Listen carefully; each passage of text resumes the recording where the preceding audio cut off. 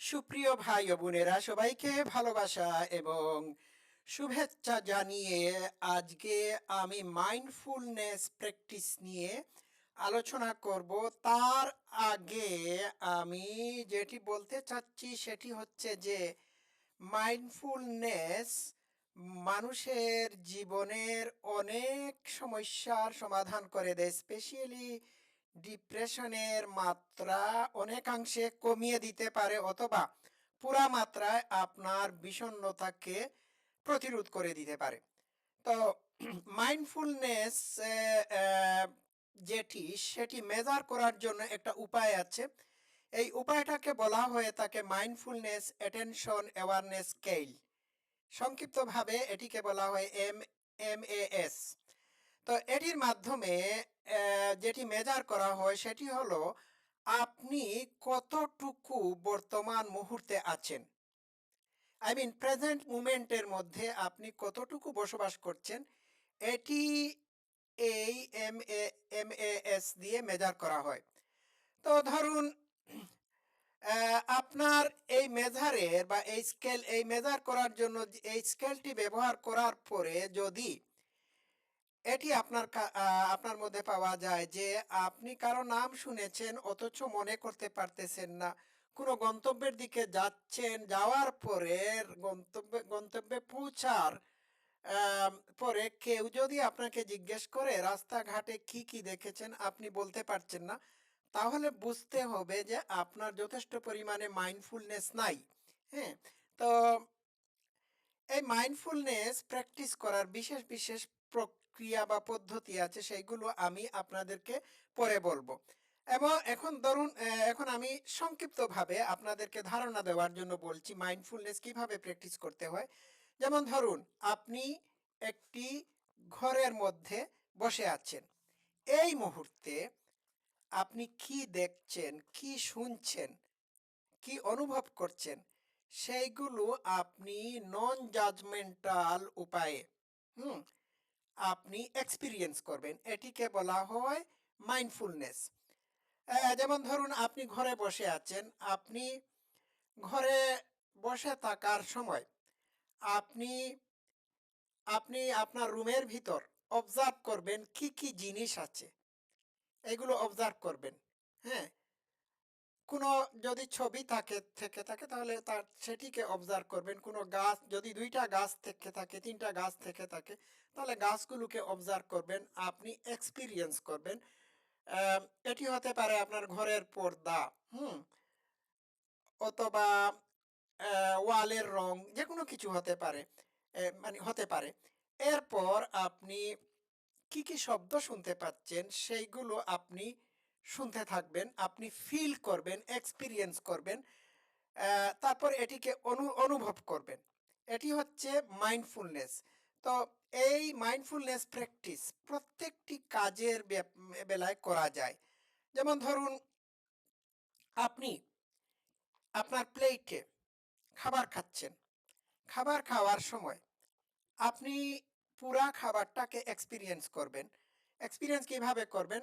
আপনার প্লেটের মধ্যে যদি খাবার থেকে থাকে তাহলে আপনি খাবারগুলোর কালার কিরকম, সেই কালার কিরকম সেগুলো দেখতে থাকবেন, এক্সপেরিয়েন্স করবেন।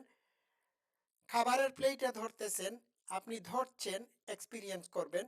খাবারের যে স্মেল আছে, অ্যারোমা আছে, এই অ্যারোমাটাকে আপনি ফিল করবেন। আস্তে, আস্তে ধীরে, ধীরে খাবারগুলো যখন আপনার মুখের ভিতর ঢেলে দেবেন, তখন জিহ্বায় এইটার টেস্ট কিরকম সেইটা ফিল করবেন। এটি ঠান্ডা নাকি গরম? Feel it. হুম? তারপর তারপর এই যে এক্সপেরিয়েন্সে কি আপনি করছেন? এক্সপেরিয়েন্সের জন্য আপনি প্রথমত, হ্যাঁ, এইগুলোকে দেখছেন। কি দেখছেন? তাও এক্সপেরিয়েন্স করেন। কি খাবার? তাও এক্সপেরিয়েন্স করেন। কালার কি? হুম? তাও এক্সপেরিয়েন্স করতে থাকেন। টাচ করে ফিল করেন এগুলো সফট না হার্ড, হ্যাঁ? টেস্ট এক্সপেরিয়েন্স করেন, গন্ধ এক্সপেরিয়েন্স করেন। এটা যখন এক প্লেট খাবার খাওয়ার সময় এটি প্র্যাকটিস করবেন, তখন আপনার আস্তে, আস্তে মাইন্ডফুলনেস প্র্যাকটিস হবে। আচ্ছা গেল এইটা। আমি আরো সহজ করে দেই। হুম? আপনি ১ কাপ কফি বা চা যখন পান করবেন, তখন আপনি চা পান করার সময় চায়ের রং দেখুন। হুম? চায়ের রং দেখুন, এটার এটা চায়ের কাপ থেকে ধোঁয়া উঠতেছে কিনা তা এক্সপেরিয়েন্স করুন। দেখুন চায়ের কালার দেখুন, আমি তো আগেই বলেছি। মুখে নিন, মুখে নেওয়ার সময় আপনি চায়ের কাপে যে চায়ের হ্যান্ডলে যে চায়ের কাপের হ্যান্ডলে যে ধরছেন, এটা ফিল করুন। মনে, মনে বলুন আমি ধরছি। তারপর চা পান করার সময় এইটার যে এটার যে উষ্ণতা সেটা ফিল করুন। হ্যাঁ? এটা টেস্ট ফিল করুন। হ্যাঁ, কিন্তু এটাকে কোনো এই চায়ের কাপের চাকে আপনি বা কফিকে আপনি কোনো সময় জাজ করবেন না। জাস্ট ফিল করতে থাকুন। এটা হচ্ছে প্রেজেন্ট মুহূর্তে আপনি যা করছেন তার এক্সপেরিয়েন্স করা। তো এই প্রেজেন্ট মুহূর্তের এক্সপেরিয়েন্স আপনার থটকে ম্যানেজ করবে। ঠিক আছে? তো থট ম্যানেজমেন্টের জন্য প্রেজেন্ট মুহূর্তের এক্সপেরিয়েন্স খুবই দরকার।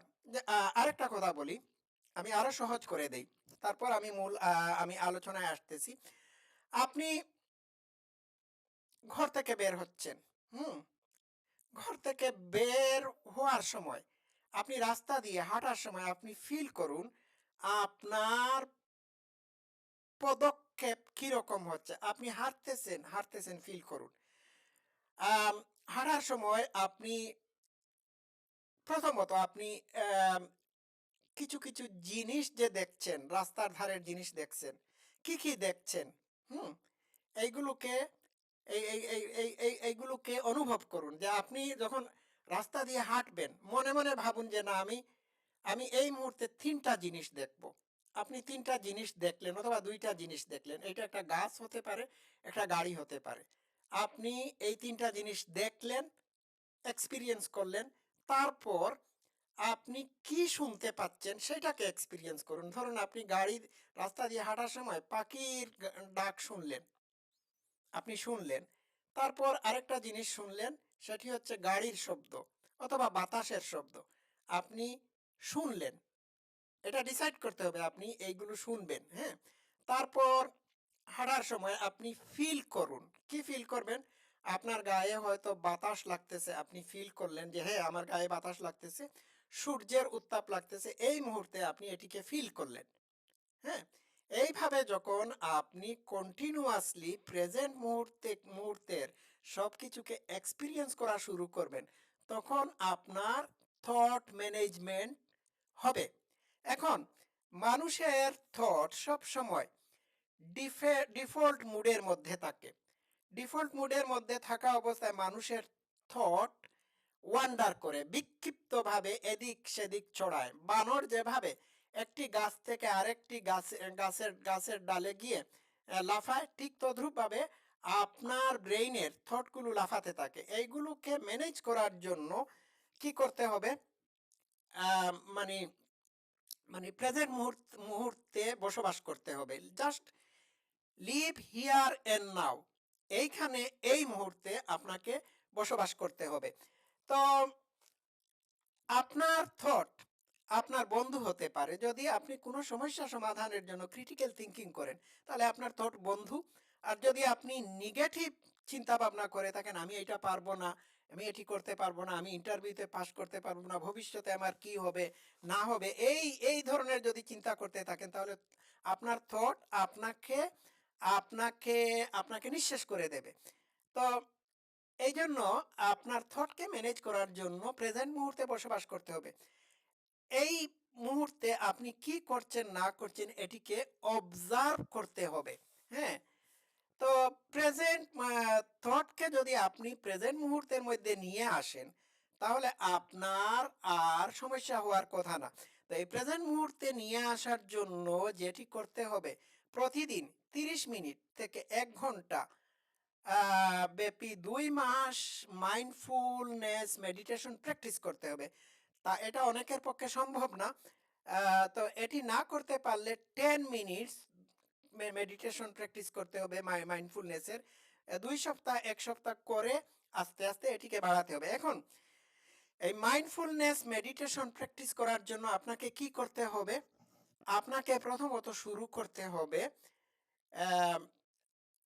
বডি স্ক্যানের মাধ্যমে। ধরুন আপনি একটা চেয়ারে, হ্যাঁ, আপনি প্রথমত বসে থাকতে হবে, চোখ বুজে বসে থাকতে হবে 10 মিনিটের জন্য। চোখ বুজে বসে আপনি নিঃশ্বাস নেওয়া শুরু করবেন, নিঃশ্বাস ফেলা শুরু করবেন। নিঃশ্বাস নেওয়ার সময় আপনি ফিল করবেন যে নিঃশ্বাস আপনি নিচ্ছেন, এইটার সেন্সেশন আপনি ফিল করবেন। নিঃশ্বাস ছাড়ার সময় আপনি বুঝতে হবে যে আপনি নিঃশ্বাস ছাড়তেছেন। আর এইটা করার জন্য আপনি আপনার ডায়াফ্রামে, পেটের ডায়াফ্রামে আপনি হাত রাখতে পারেন। হাত রাখার সময় আপনি নিঃশ্বাস নেওয়ার সময় আপনি ফিল করবেন আপনার ডায়াফ্রাম উপরের দিকে উঠতেছে, এইভাবে উঠতেছে। ছাড়ার সময় আপনি দেখবেন আপনার পেটের ডায়াফ্রাম নিচের দিকে নেমে যাচ্ছে। এইটা আপনি অবজার্ভ করবেন। গেল এইটা। এরপরে আপনার বডি স্ক্যান করা শুরু করবেন। বডি স্ক্যান কিভাবে শুরু করবেন? আপনি মাথা থেকে হেড টু টো, টো পর্যন্ত আপনি পুরা বডিকে এই 10 মিনিটের ভিতর স্ক্যান করবেন।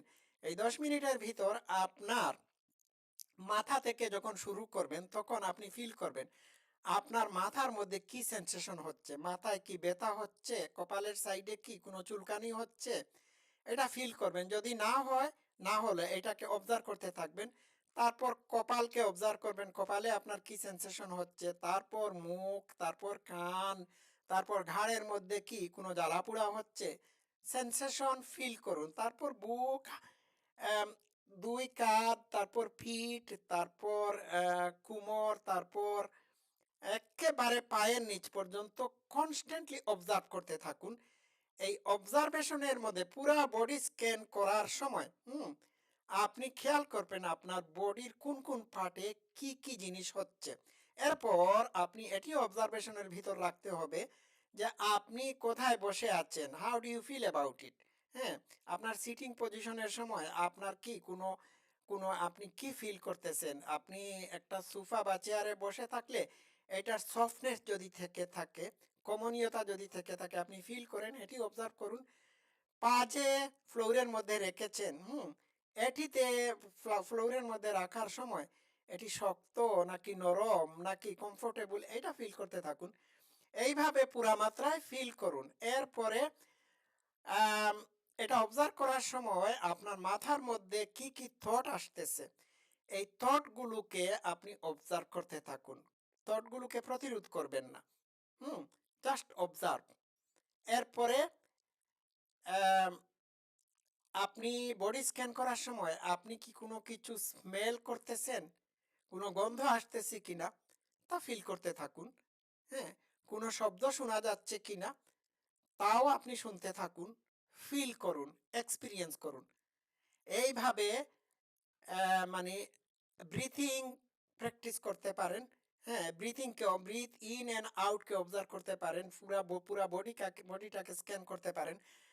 এইভাবে মাইন্ডফুলনেস প্র্যাকটিস করবেন। আর আরো সহজভাবে আমি বলে দিচ্ছি, আহ, সেটি হচ্ছে যে অনেক গাইডেড মাইন্ডফুলনেস মেডিটেশন 10 মিনিটসের জন্য, আধা ঘন্টার জন্য, 1 ঘন্টার জন্য ইউটিউবে আছে। সেইগুলো বের করে আপনারা প্র্যাকটিস করতে পারেন। আর দৈনন্দিন জীবনে, হ্যাঁ, মাইন্ডফুলনেস প্র্যাকটিস করা যায়। একটা পেঁয়াজ কাটার সময়, হ্যাঁ, প্রথমত পেঁয়াজকে দ্রুত গতিতে না কেটে পেঁয়াজকে দেখতে থাকুন, এটার রুটস দেখুন, হ্যাঁ, এটার কালার দেখুন। তারপর এটা কাটা শুরু করেন, কিভাবে কাটতেছেন সেইটা আপনি দেখতে থাকুন। হুম এটার গন্ধ নিন। হ্যাঁ, ধীরে ধীরে এটির উপর সমস্ত মনোযোগ আপনি ঢেলে দিন। হ্যাঁ, তারপর দেখবেন এটা পেঁয়াজ কাটার মেডিটেশন হয়ে যাবে। এইভাবে জীবনের সকল ক্ষেত্রে মাইন্ডফুলনেস প্র্যাকটিস করা যায়। তো সবাই মাইন্ডফুলনেস প্র্যাকটিস করতে থাকুন, লাইফ অনেক ইজি হয়ে যাবে। আজকে এই পর্যন্ত থাকুক, সবাই ভালো থাকবেন। Love you all.